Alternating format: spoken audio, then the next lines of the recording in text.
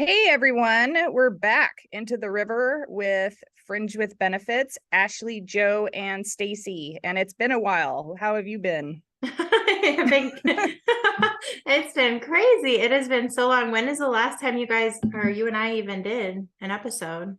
It had to have been before the holidays. What, October, November, maybe even before then? Maybe. Yeah, I took a huge break and then I started doing this series and my time was all consumed with this cult and I'm finally coming back into myself. That's awesome. I'm glad you're back. I've been watching all of that unfold, and I have to give you major kudos for doing your expose series because from the outside looking in, like I never got super involved with the Tori Says thing, but I was watching. I mean, at the beginning, she had a lot of really incredible information. You're like, who's this bitch? She's on the inside. She's a whistleblower. There's all this mystery, and she seems to be helping and trying to fix all this and remediate things. But then, watching, I didn't know about the rooms or any of that stuff or this huge cult following. Yeah, I figured she had a following, but I didn't know stuff was being organized, but then, being sabotaged all at the same time. So I'm watching this. I'm like, holy shit. And, she seems like she could be a very dangerous person to our movement and to the changes that we need to see take place. I think so for sure. And the more that I learn, I have all these whistleblowers telling me things that they're involved in looking into, and it's really bad. It's way worse than I thought, and I'm like not able to talk about any of it, but I really do hope that it's coming to light. At this point, it's good because we can have her kind of like stuck behind a paywall, and it's like I watch her running a little bit, and that's good because I'm one of those don't get mad, get even, and I'm like it was a personal thing for me. I mean it's like anything. You give 3 years to your life Mm-hmm. to something, and then you realize that you were lied to the whole time. It'd be the same if it was like an ex or a Yeah. divorce, and find out they're cheating on you or they're like spying on your phone or whatever. It's just kind of like, Mm-hmm. so I don't know how long I'll be in this, but I'm thoroughly enjoying the exit process because it's a little revenge Yeah. happening, and I guess that just Good. happened. So what's been going on with you? So for my newish listeners, Stacey has been on Naked and Afraid twice, and the second time, I don't want to spoil it, but made it all the way to the end. You got injured the first time. You want to fill them in a little bit on your stories, like. Yeah, we'll talk about that. Okay, so in 2015, I was working at this bar called the River Clan Saloon in Stites, Idaho. Beautiful river ranch where you can fish, you can drink, whatever you want to do. Get married. There's this beautiful suspension bridge that goes over the river. It's totally picturesque, and I'm just raising my kids, going to school, barely making enough money to survive. And I'm on shift bartending at this cool place, and they got a call from the Discovery Channel because one of the owners just so happens to be this badass Vietnam War vet who's done some incredible things. He runs a survival academy out of there. And they were looking for women that wanted to participate in the challenge because, wouldn't you know, it's kind of hard to get ladies to want to do that. So they wanted a chick from Idaho, and I was like, you know what? I can do that. I could I could finish that. I'm probably one of the only survivalists that initially did it for money. So within a few months, I was on my way to Croatia and participated in my 21-day challenge. And I was burned on day 6. I was set to finish this freaking thing, and I was burned. So I'm kind of famous for having that pot of boiling water fall on me, and it was pretty excruciating, but not so much. I don't know, if you get injured in the moment, your shock sets in, and so you don't feel anything until later. So um I healed up from that. Well, of course they pulled me from the challenge, but I got a name for myself because I decided that I was going to stay, even though I was burned. And I said, fuck no, you're going to have to drag me out of here, because that's what my mentor told me to do. He's like, don't ever tap. So they had to drag me out of there. Basically, I was at risk of possibly getting gangrene and losing my entire leg because I burned over 10% of my body. It was pretty ugly. And I, panned out. It was like it was kind of meant to be, and things happened the way that they happened. So other opportunities for me to show my grit presented themselves. And 6 months later, after I'm all healed up and cleared from the doctor, they come at me and they say, we want you to participate in a 40-day challenge. Now, this is Naked and Afraid XL, and this was the second season. So they'd only done it once before. The first time was in Colombia. This was going to be the first time they were going to do it in South Africa. What makes it XL? XL is 40 days, and there's many survivalists. So instead of the man and the woman on the 21-day challenge, on this one, there's 6 men and 6 women. And you have to, make your way through the challenge through the 40 days, usually in smaller groups. And then through the course of that, you'll move together towards your extraction. So I kind of felt like I didn't deserve to be there. I was the first person to finish a 40-day challenge after not completing my 21-day challenge, because all of these people had finished their 21-day challenge. And I felt like I didn't deserve to be there.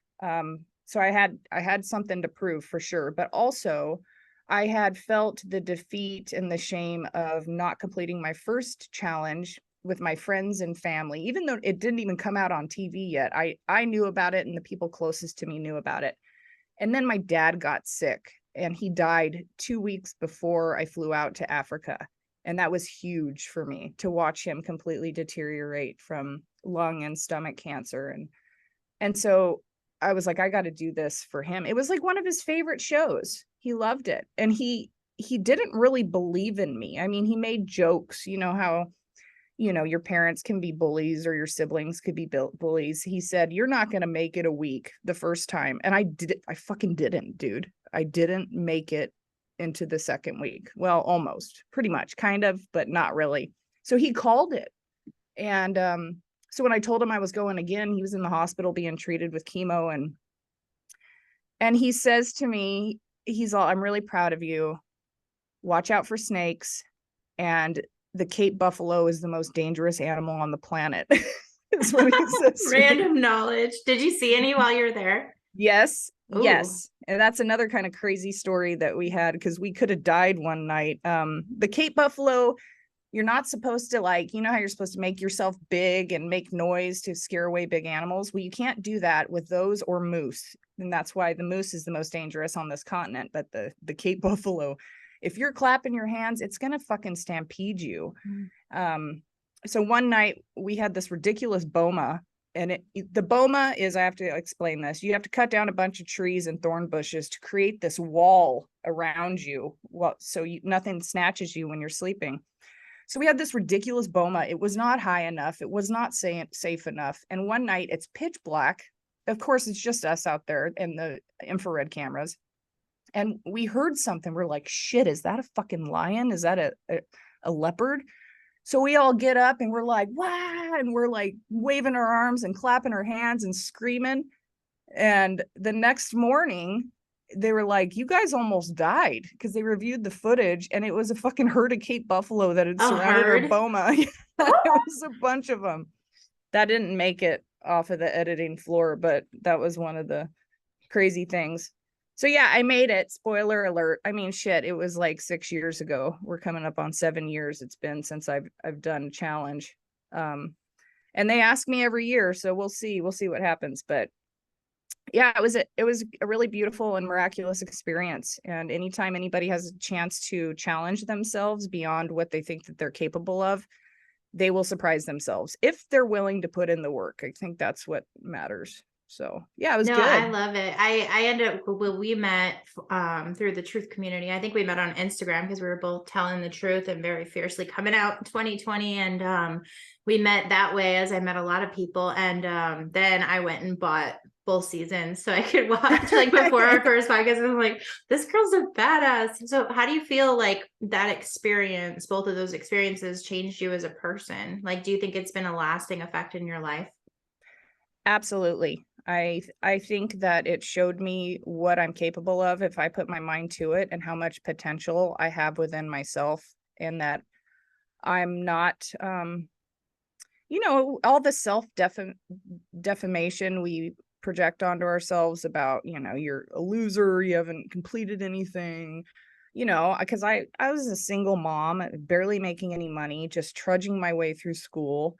And I really wanted to complete my degree and get in shape and just take care of myself. And I guess life's just like this long journey of getting to know yourself. And Yeah. so when I allowed myself that opportunity to do that, it just made me feel like I had purpose and I accomplished something. And that when we put ourselves in positions that make us extremely uncomfortable, that's where the growth happens. Yep. And yeah, so I think you know all Absolutely. about that.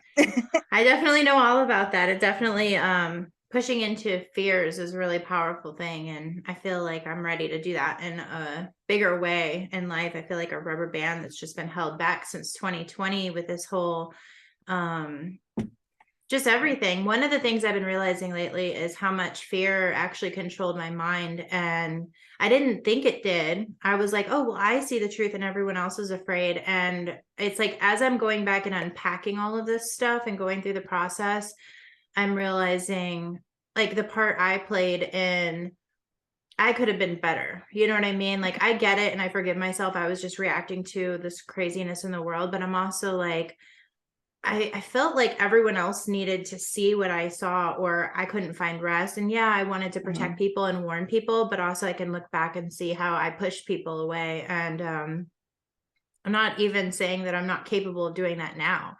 I think just having that human moment, that human response of like everything is shattering around me. And I feel like I'm returning to life, but I also know that I'm not there yet because it's taken a toll. Like, how do you feel? Like, if we're 3 years in this thing now, this crazy life shift, where's your head at as of late?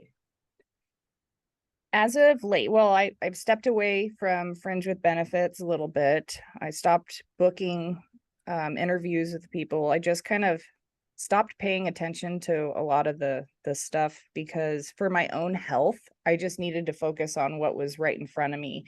And the number one thing that I feel is the most important thing is my health and my fitness, and working on that, and then making sure I'm loving the people around me. Mhm.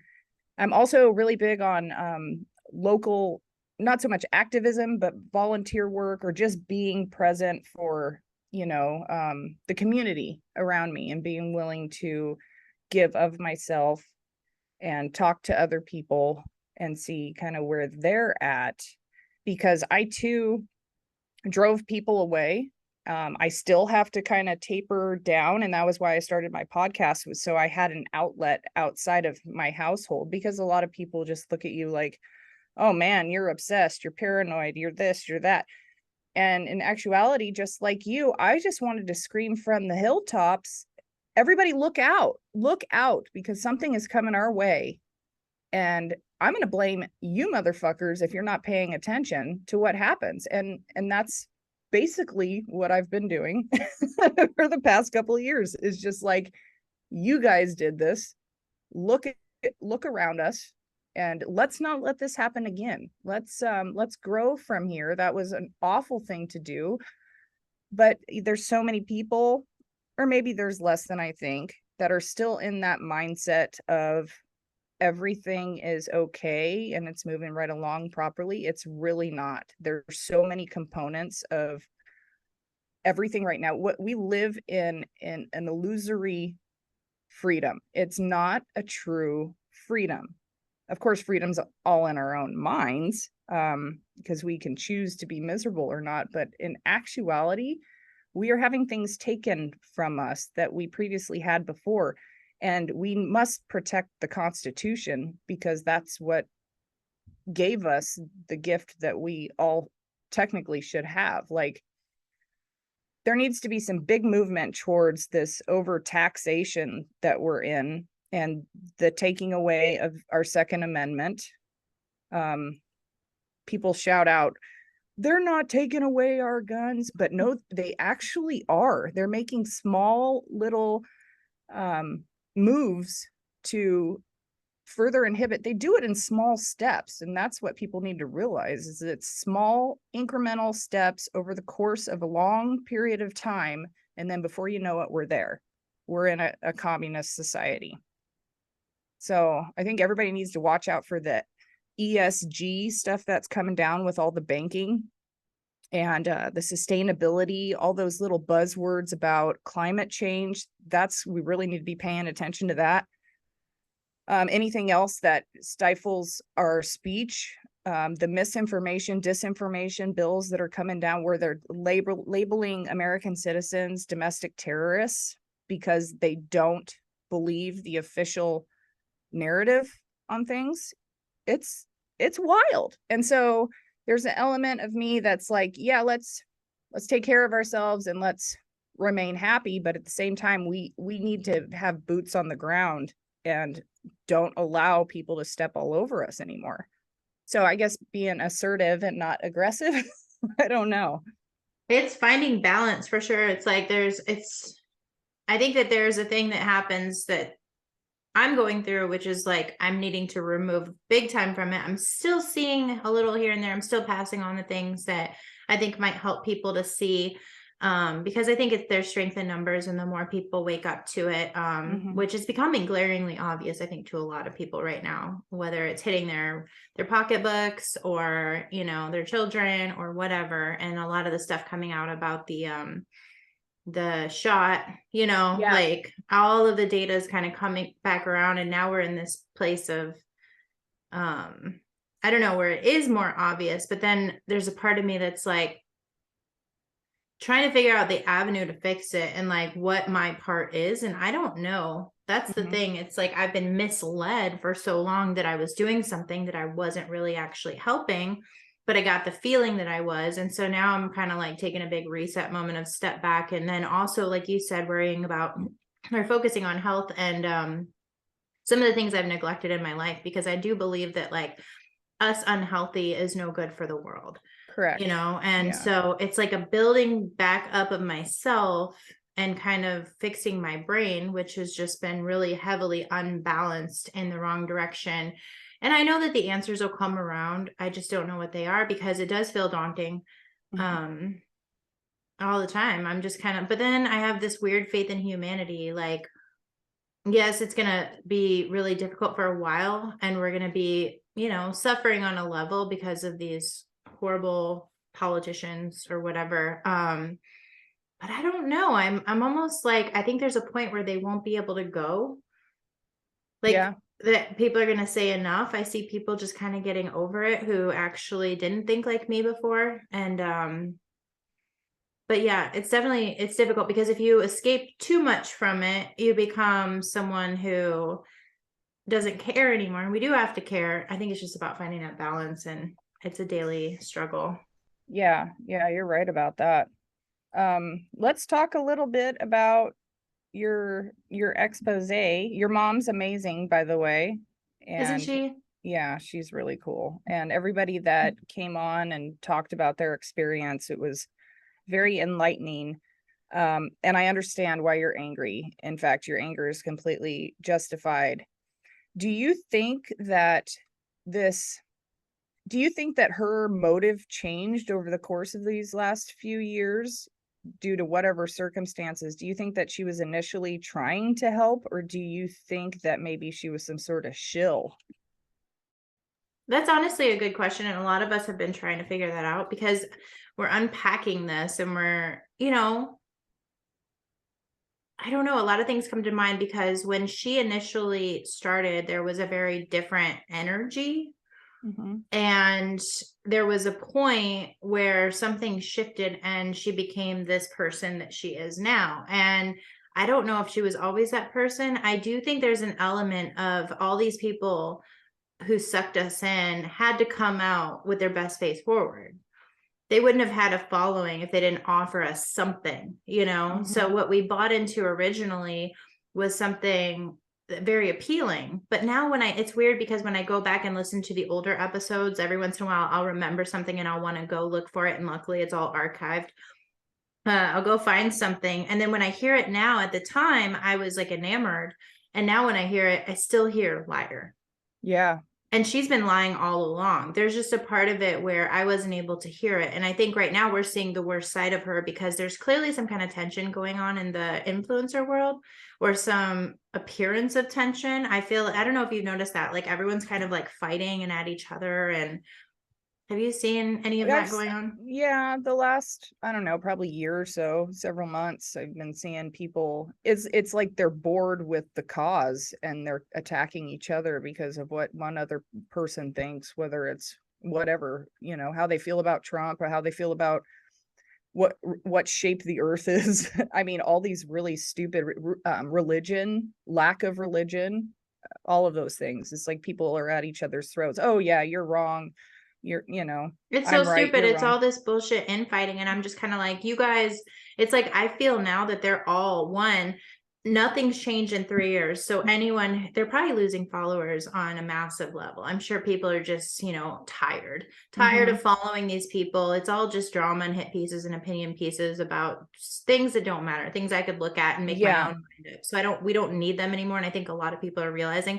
So it feels to me like when they do these drama moments, they're just attempting to bring us and suck us into, now it's almost like a reality TV show. Hmm. Like I call it the Great War of the Influencers because it's like, and like yesterday, Tori's like, I'm dropping some big article. And like, I never read her articles because they just, she's not a good writer. And it's very hokey the way she has her website. There's like a million ads. And so I go and like read this article that dropped, and it's all about Boris Epstein from Oh, he's on Steve Bannon's show. And okay. it's just a big hit piece about him. And it's like she's accusing him of, I think it was working with Brennan, which she claims that she worked with Brennan, but that makes him bad. And somehow she's okay. And I'm just reading all of this nonsense, Jeez. just kind of like, this was the big thing you were dropping. Like, how does this affect anyone's life? How Yeah. does this? And I just feel like it's all drama. And Hmm. it's become a really bad B movie at this point, and none of them are offering anything of substance. And I think it's good that people are waking up to that. Now that we've had 3 years of being in it to kind of wrap our heads around what's going on in our world, I think a lot of people are like kind of over it.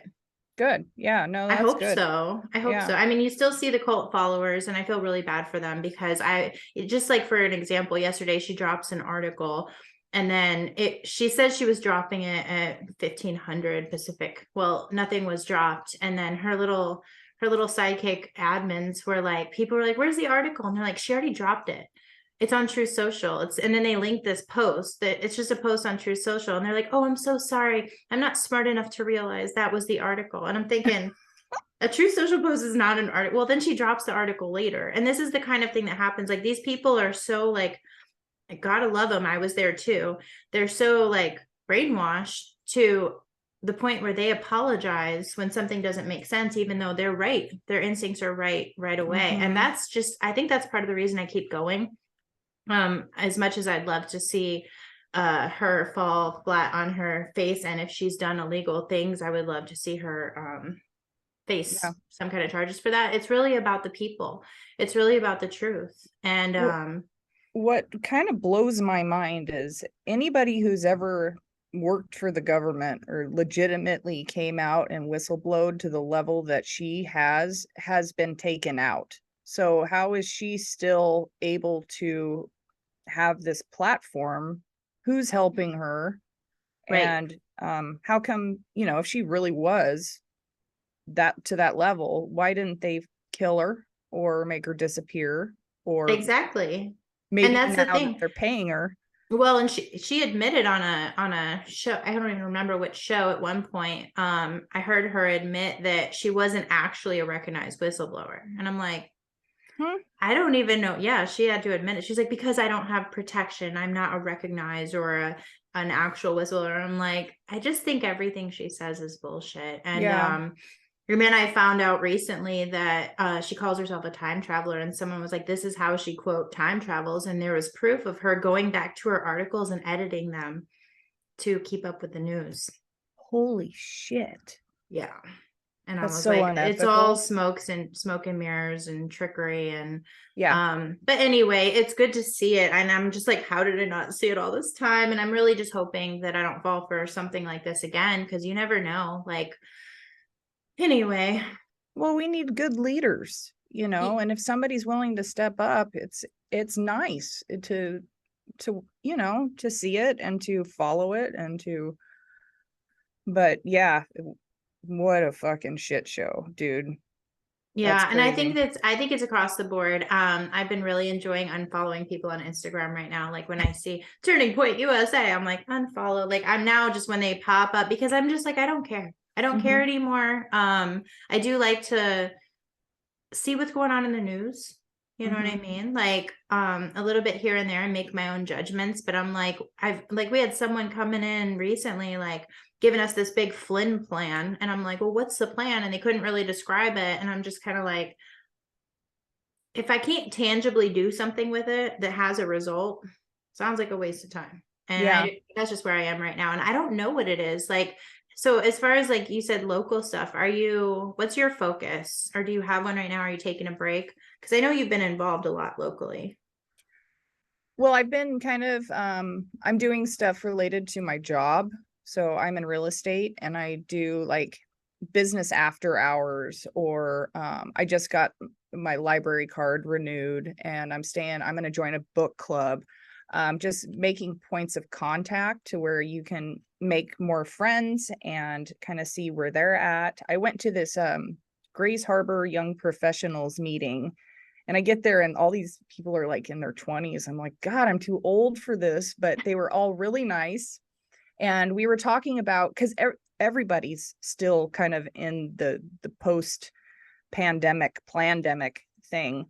And when you bring it up or you say before or after the whole COVID thing, the response is overwhelmingly like, yeah, that was bullshit. I hated the masks. I probably put their nose up at the vaccine too. And if they didn't, they're wishing that they did. So I like to get out there and kind of see where people are at and see what they're talking about and network and make friends to where you learn to trust each other, learn to rely on each other. I also subscribe to Informed Choice Washington, and that's a nonprofit who's going against legislation for the vaccine or putting it on the school schedule and trying to inform people about the dangers of this and what's going on there and the legislation that's being passed that's in violation of our US Constitution, because Washington's in a bad way, just like California is. Everything California does, Washington is close behind, or if they haven't already done it. So informedchoicewashington.org. And then also stay, because I live pretty close to the capital of Washington. Anytime they have any kind of events or a call to action to bring information to legislators, I know when that is, and I at least put it on my calendar. I don't always go, but I try to. um and yeah, that's pretty much it. Networking, number one, trying to talk to people. I was doing the school board meetings when my kid was still in public school. That was wild, that whole thing. I still have a hard time taking my kid to the doctor because of the mask thing. And yesterday I had a weird experience that, of course, I feel like I'm muzzling myself, but I'm homeschooling my kid now. And the doctor was asking me all kinds of questions like, what kind of curriculum do you use? How many hours a day is she studying? And she was kind of coming back at me with some judgments. And I'm like, what the fuck is going on here? And then, of course, my kid's almost 16. So the doctor will ask me to leave the room so they can talk about all kinds of stuff.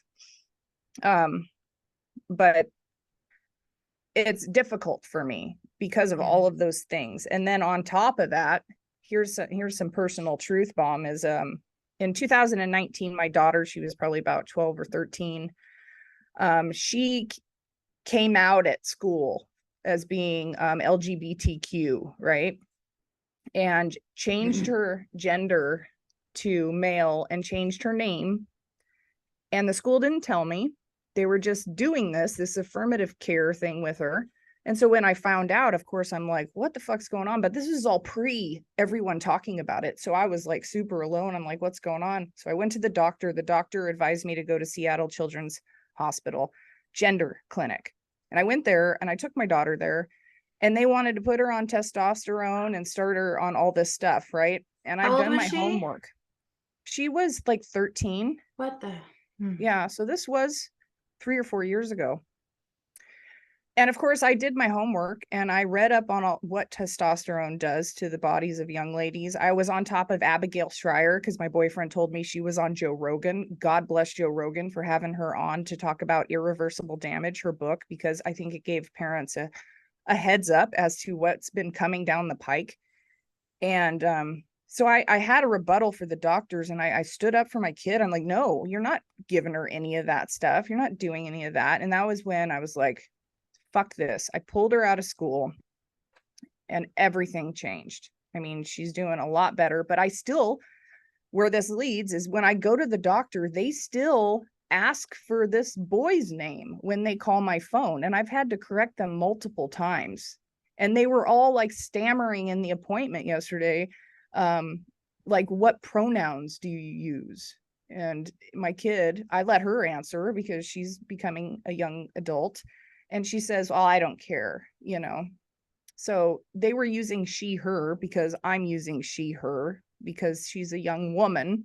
And luckily, my daughter's not doing the things, but I'm telling you, social media, the schools, the doctors are all pushing, oh, if you feel like what you are not, go, you know, let me help you become this. And they're pushing all these pharmaceuticals, they're pushing these radical surgeries.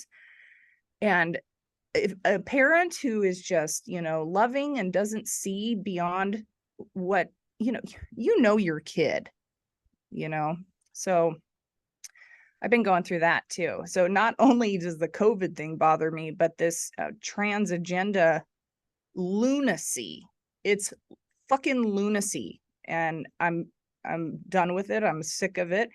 And when you talk to people, you realize that they're not really on board with it either. So why is this happening? You know? So I think the only thing I'm really staying on top of is trans women or men, biological men using female facilities. I would lose my fucking mind on somebody if I saw a naked man walk past me and I'm in the shower or my daughter's in the shower. You It's shouldn't have to absolutely put up with that. disgusting. What's going Yeah. on right now is erasing women. And it's I'm like you. I was never big into the politics stuff, but the children and the trans issue is really important to me, especially like because I was such a huge part of the LGBT community. Um, like that was so much of my life and most of my friends. So when I started seeing what was going on under the surface, I became very vocal about that. I'm really passionate about that. And that's one of the things I can't escape. I'm going to link that Rogan episode below. And I'm sorry that you went up through all of that. Like, I don't even, that's crazy that they were grooming. And I think that they've always been grooming. I think that we just all became aware of it recently. And thank God, because look at CRT and all the things we weren't aware of until parents started going to the school boards, until the Zoom classes started happening. And people were like, wait a second, what are they teaching? So I'm grateful that that's happening. But that's one that's so near and dear to my heart. I listened to, I don't know, have you heard the D-Trans Jordan Peterson episode recently with Chloe Cole? I do know who she is, but I have not seen that. Wow. It is one of the best interviews I've ever heard in my life. And you see a different Jordan. He steps more into like his profession. You can tell he's Oh, like, it's almost like a therapy session. It's an interview, but he gives her so much more.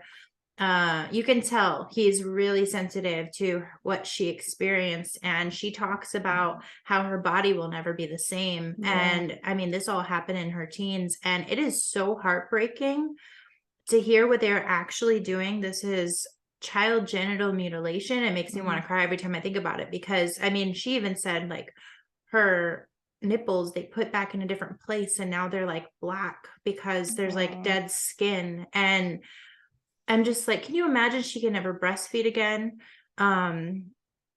Just I don't know. That's Yeah, really that's that's crazy. really near and dear. You should link that one too. I will. I'm gonna Yeah. link both of those because that's where my heart, when I like step back from everything. Yeah, I know the voting machines. Yeah, I know, the protocols with the stupid virus stuff. But my heart really is with the indoctrination of children and also protecting women. And it's almost, I think you and I might have discussed this. I've definitely talked about it before, how there's like a new wave of or necessity for feminism. And it's more to protect women's spaces. It's like, because we need to now. Like, I just saw some man who raped a couple women right after he was charged, identified as a woman, and now he's getting sent into a women's prison. And it's completely unacceptable that this is happening. I feel like there's a hatred for women that is really intense, and you see all the pageant, like the you know, trans woman pageant, like she was giving this speech about women are taking back the pageant, and I'm like, the irony You're here, a the man, mockery. dude. Did you see the statue that just went up in favor for Ruth Bader Ginsburg? No. I believe it was in New York. Look it up. She's got, so it's like a golden statue of a woman with like a snake for feet. It's like this weird, it looks like snake coming out of blood. She has no arms, these spirally things, and then her hair is these braids of like the Baphomet. And is it, what's the goat with this? Like a ram? Yeah, what is that in symbolism? There's like, yeah, it's a Baphomet head, or yeah.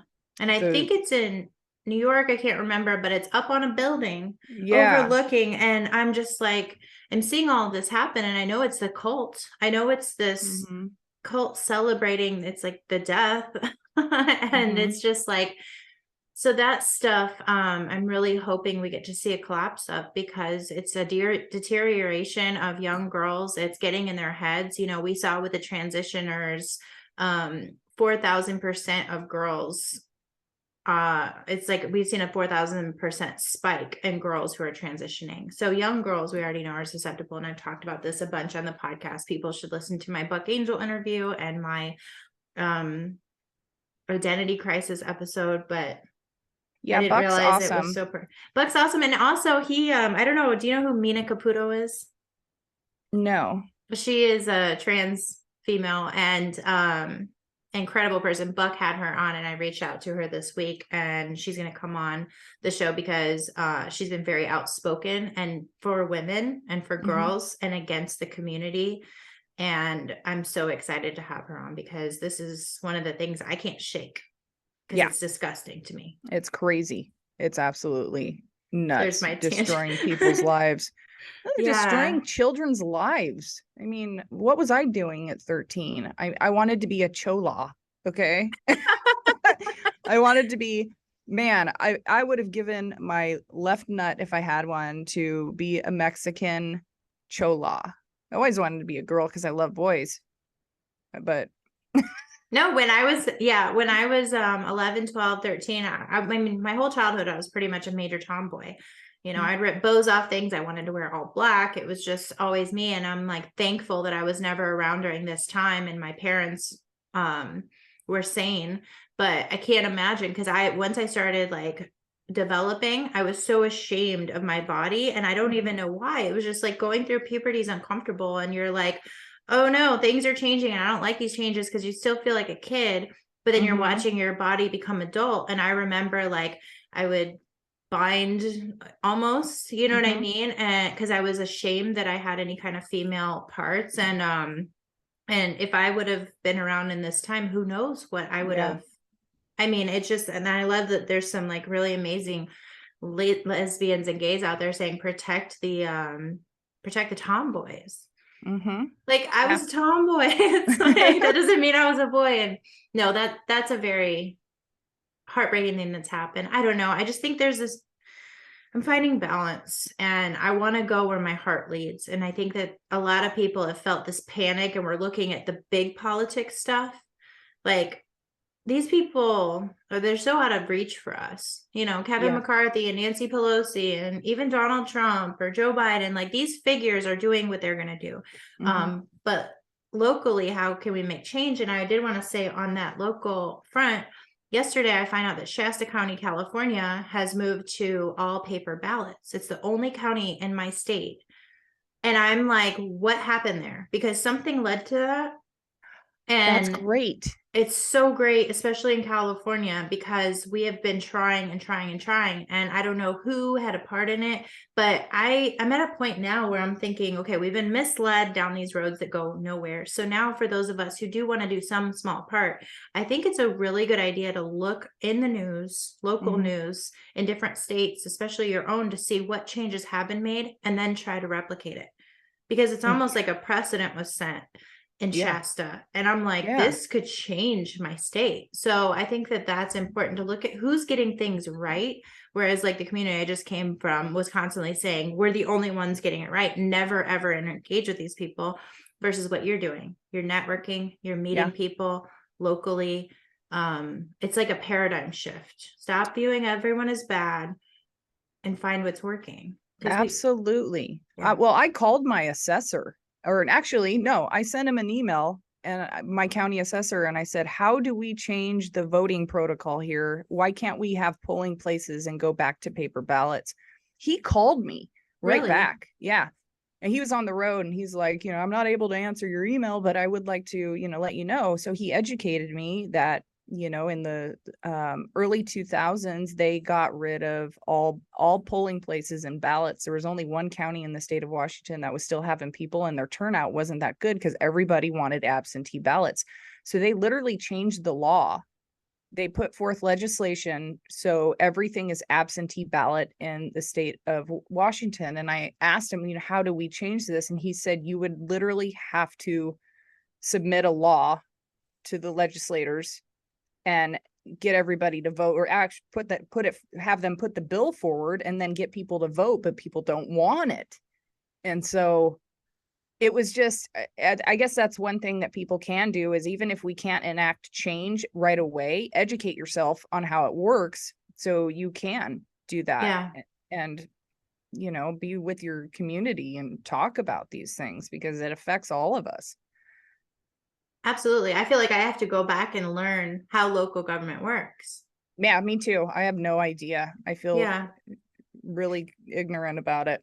And that's okay. I mean, it's a starting point, and I'm just kind of like back to the basics, back to the grassroots. I just missed, like, when in 2020 when we first came out. Didn't you feel like for the first time ever you're like researching hard evidence? Mm-hmm. Like, it's like when no one was in your ear. I remember the thrill of digging just kind of on my own before I found a community. Before I even found the Instagram community, I was just kind of like going and looking for myself, and I learned how difficult it was to navigate things like the CDC website. Like, they make it so Mm-hmm. hard. They put their propaganda in the front, and then once I was like, how did they get that data? Because I didn't want to put anything out that I didn't understand. So then I realized how to research, how to dig. And I remember it was all there.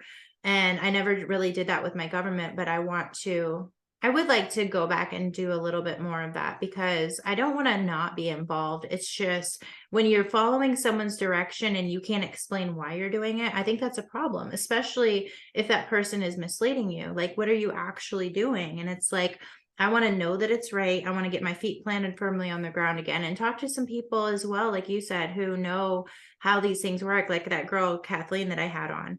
Mm-hmm. She gave me so much hope by simplifying things.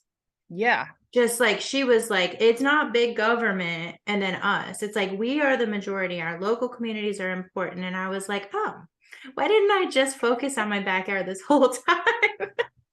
It seems so simple. I'm just looking at all this drama between influencers and politicians, and like I can't control any of that.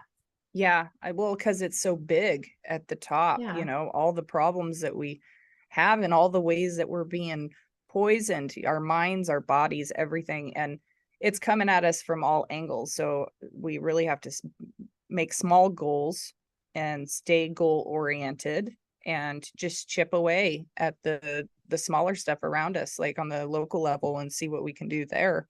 Things will change if we as individual units do a little bit each day in our own lives. It will affect the whole eventually. But yeah, dude. So I'm starting up interviews. This will be my next interview on my podcast. But I sent an email to David Icke's media people to see And they want to know like how big your platform is, where your podcast is, and all that stuff. And so I had to literally say, I don't have a big listenership. It's very, very small. I'm not doing anything extra. And I even had to say, I don't have any money. So I'm going to have to, you're going to have to do it for free. And just tried to explain to him, but that's kind of, people need to take those damn risks, because who knows, he might reject me, but I need to be willing to put myself out there for that rejection and kind of see, and then go back at it later. But wouldn't it be awesome if I got to talk to him? Yes, let's manifest this. Like, you'll never know if you don't ask. Hey, Buck Angel was a big deal for me. He's been on Joe Rogan, Jim Brewer. You got Jim Brewer. I got Jim Brewer. I didn't wear my headphones like a dummy and the audio sucks, but I got to talk to Jim Brewer. Like, you never know unless you ask. David Icke is so incredible. He's one of the few people that I just really appreciate whenever he talks during this whole thing. Amazing. Yeah. He really is. And he's been around doing this for decades. And that his heart is good because he really does care about people. And the fact that they're kicking him out of all these countries. Can you believe he cannot leave his country now? That's so yeah. We need to listen to what he's saying if they're trying to stop him. It's the people that they're trying to stop, or they're the ones that they're trying to damage so people don't listen. Those are the ones we need to listen to. And I kind of hate to say it, when that Andrew Tate thing fucking flew off, it really made me step back. Like, I don't want to like the guy. He's a douche. But it made me step back and be like, why are they after him so bad? Yeah. What is he doing that, it's just, it's one of those things. It's very discombobulating. More shall be revealed once you start to pay attention to how we've been tricked in the past. It feels like I can't trust anything anybody says. You can't. I mean, no, I also want to ask about Greg Anderson.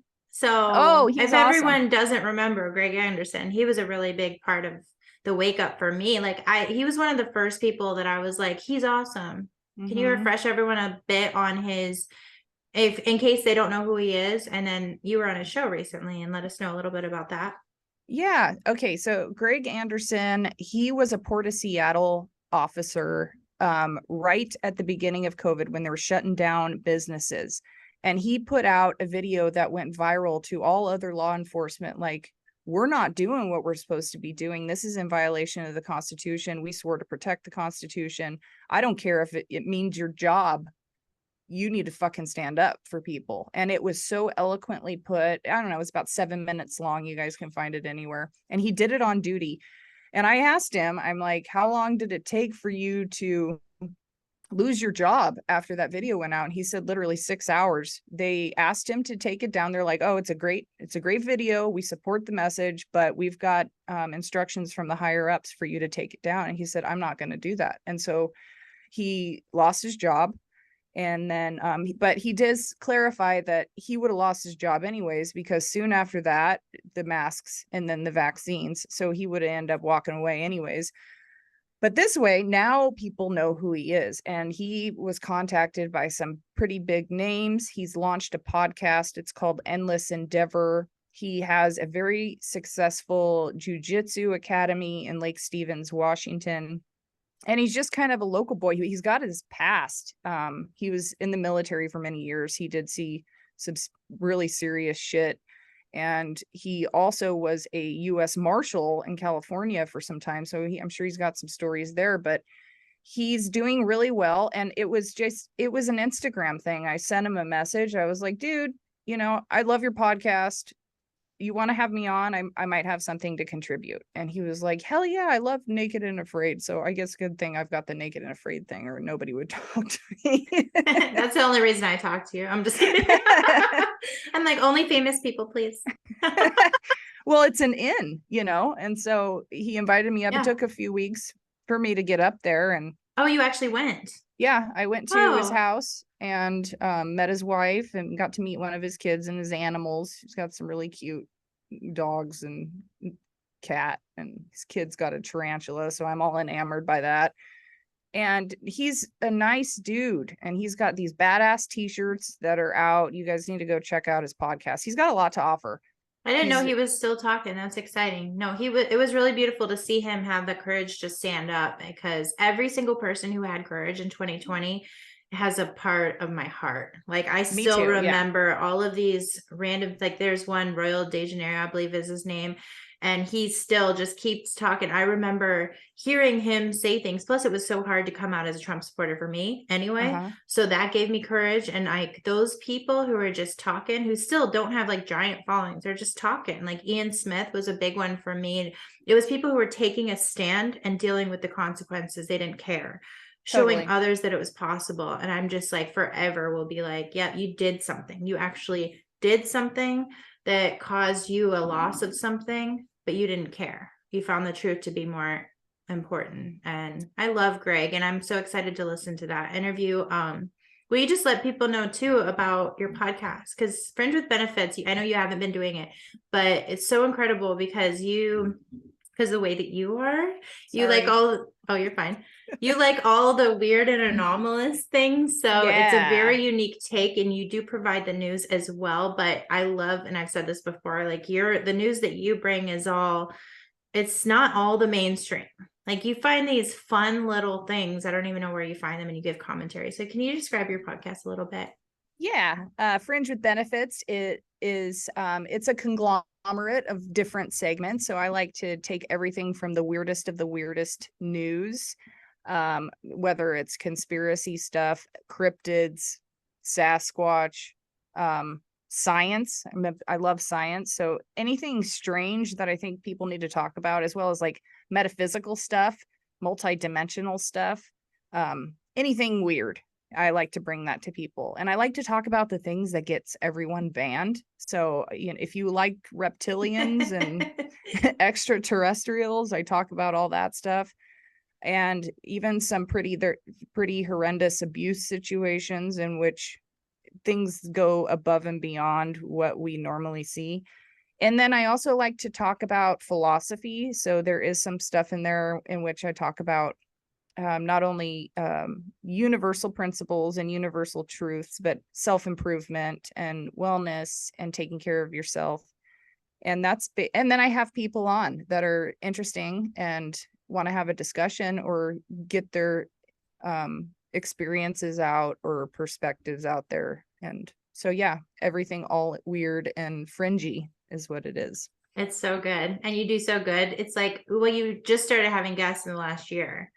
Yeah. So, but just doing that on your own, the way you piece everything together, I was just always so impressed by how you did that. And then you have your little stories. People write in and tell things, tell you their stories, and you read them on air. And then the ghost stuff really got me. I like that there's some really fringy stuff that I'm like, whoa, this is super interesting.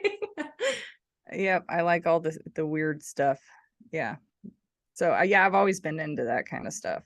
I was a big fan of X-Files when I was a kid. My dad had some extraterrestrial UFO experiences, so we always talked about that. And he said that he knew somebody that knew that there were reptiles walking around in meat suits that look like us. I don't know if they're shapeshifters or not, but the potential's there when you look at quantum physics. I mean, anything and everything is possible when you look at things from that perspective. And so who's to say what we see with our eyes is, I mean, what's in the ether? What do the other densities have for us that's coexisting with us at this moment right now, but we just can't see it? It's amazing. Absolutely. It's been Party so on. good catching up. Is there anything else you want to bring up or talk about? I'm trying to think. It's just been so long. Well, we should do this more often. And I'm really proud of you and happy that you have come out on the other side. Spring is almost here. It's a new beginning. Yeah. And you're doing the right thing by exposing, or at least just sharing your experience. You don't even have to necessarily expose somebody else's bad behavior. When we are honest and transparent and we share our experiences instead of hiding away in a hole and being pissed off that somebody did us wrong, put it out in the open. Maybe people won't act like such assholes if it's out in the open. you know, That's how people I need to feel. pay for that shit. I want it to stop. That's it. And I was even thinking today, because I keep going in my chats on Telegram, like I'm kind of hitting her wherever I can. Because I just want her to stop hurting people and threatening people and using people and lying to people. And I'm like, I was thinking today, like, how long am I going to do this? I don't know. And then it was like, she could end it all. But Dude, just, you might she be the needs to next walk leader. away. I'm not trying to be a leader of anything. I'm going to join your Telegram group right now. You What is it? should. Oh, Will you send me a link? I'll send you, yeah, they'll both be below here, but I will definitely, I'll Okay. send you a link. I have one called the Misfits, which is just a small group of us, and we're dealing with the aftermath and laughing and doing all that stuff. And then there's Brad's channel that's like very heavily watched by all these paranoid freaks. So Fun. yeah, sounds like a good time. it is a good time. And I'm trying not to be in my phone too much, but it's hard because it is a part of my process. And it's okay. Like, I have to like go through and work it out. And there's other people there that are helping me and vice versa. So it's just part of the process. But thank you for your support. And I love you so much. It's been so good having this is my first episode that's going to go back on Spotify and Apple, because this has all been YouTube only. So this is season 3, kick off with Stacey. I'm so excited. But Paula. anyway, Awesome. Love you, girl. Love you too. Thank you. All right. Bye. Bye.